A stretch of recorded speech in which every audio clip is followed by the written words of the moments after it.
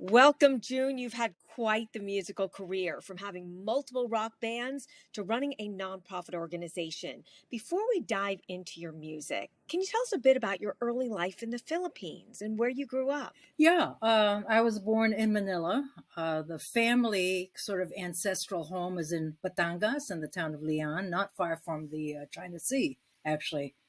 So, I'm definitely culturally Filipina, although our dad was Yankee, actually from Vermont. He went to Annapolis and he ended up in the Pacific Theater, which is how he met my mom right after the war. So they were married in 1947, and I was born in 48.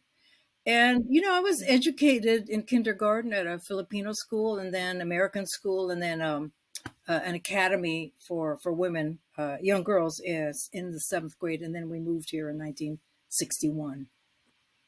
June, what was it like to grow up in a biracial family at that time? I all I knew was that it was a little bit confusing. I mean, everyone spoke to us in English, but if they were speaking to each other in Tagalog, I could understand everything. So everything was kind of split down the middle. I'm half Filipina, half American. I could understand English, but I could also understand Tagalog, although I didn't need to speak it, which I wish they would have made me speak Tagalog.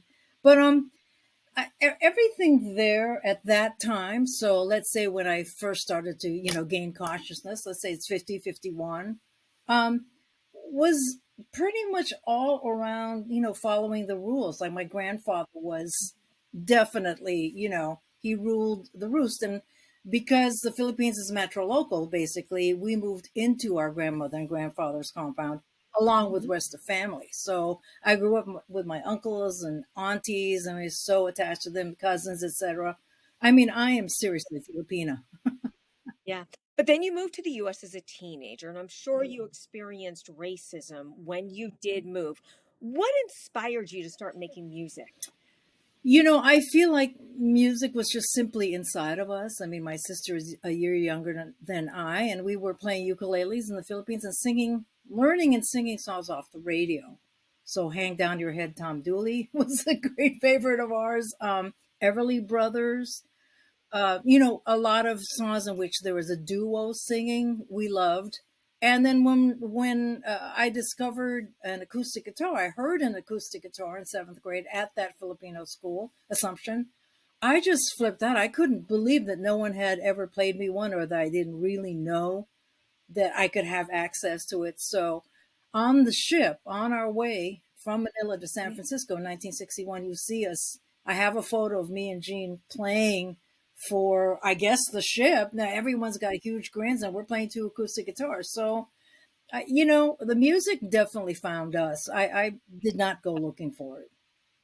And then you became the lead guitarist of Mhm. Fanny, the first all women rock band to get a major record label. You truly were pioneers. How were you treated differently from the male bands? Uh, Boy, that's such a big answer. I mean, I would say, first of all, even starting with our first band, the Svelts, in late 65, going into 66, the first thing that we saw when we stepped on stage was sneers.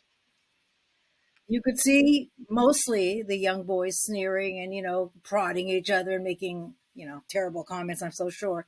But then as soon as we started to play, they would fall in love with us, they and their girlfriends. So that was number one. And number two, um, they didn't want to see me play lead guitar, and I didn't want to play lead guitar either. But our lead guitarist split after we signed our record deal in L.A. And Gene and Alice said to me, you got to play lead guitar, and I'm like, what? Because I knew that was going to lead into a lot of situations where basically, the guys were like, show me what you can do, and all you could Well, do was to play like you have the star power. You have it. You have the star power. You also have another kind of power. You are a cancer a. survivor, and you last year you had a concert to celebrate life Mhm. and to celebrate your fabulous hair growing back. And we hear that even at 74 years of age, you outlasted many of the musicians a quarter of your age. We just have to ask, could you do us the honor of showing us maybe one of your guitars and playing Oh, something yeah, for us? sure. In fact, wow, that just reminded me. I do have a guitar right here, And there's a song called "I Love Your Hair" that I wrote when we first moved here from California. We're in Massachusetts, of course, in Goshen. This is my famous Les Paul, and it's Ah, you're not going to get anything better than this. This came to me sort of as an accident, but hey, I'm happy about that. And it's "I Love Your Hair." I wrote, like I said, when we first moved here. I couldn't get to sleep one night. And I went down and wrote it on a small acoustic guitar in the living room. But the thing is, it's a true story, and that story mm, is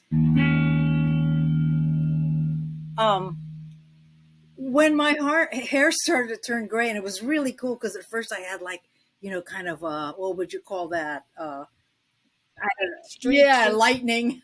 Uh, a gray on on my forehead or the sides of my head, and it was really beautiful. So people used to come up to me in the store or wherever and just say, "I love your hair," and then they just go on like at Stop and Shop or wherever. It didn't matter.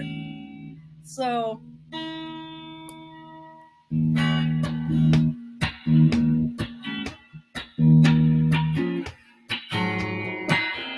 I got age, I got stock bonds, same age. I still say right on in the 60s, 17, before disco, before Queen. I met a woman walking down the street. The year 2000, how can that be? She said, I like your hair. It's turning white. I said, where? She said, I love your hair. I I love your hair. It's turning white all on its own. Well, that's all right, 'cause it's all homegrown. It's got a mind. It's got sense. It don't need me. It just happens. Hanging nice, just like before. When I was 20, playing rock and roll. Before computers, before the Gap, before Madonna, before rap. Hey! People say, hi, hey, how you been? You're looking good. Say, what's that color in? 'Cause I love, I love your hair. I mean, you got the main part now. But Yeah.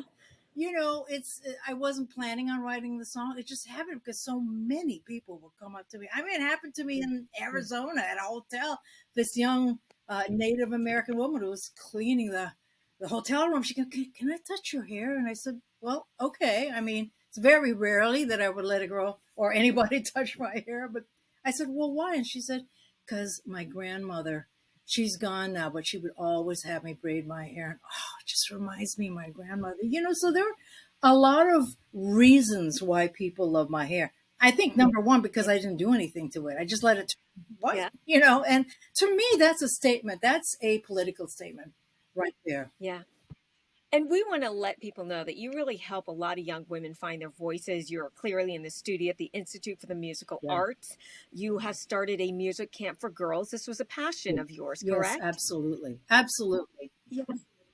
Well, I want to bring us back to the reason why we are here and gathered together to raise awareness about domestic violence, particularly in the Asian Yes. community.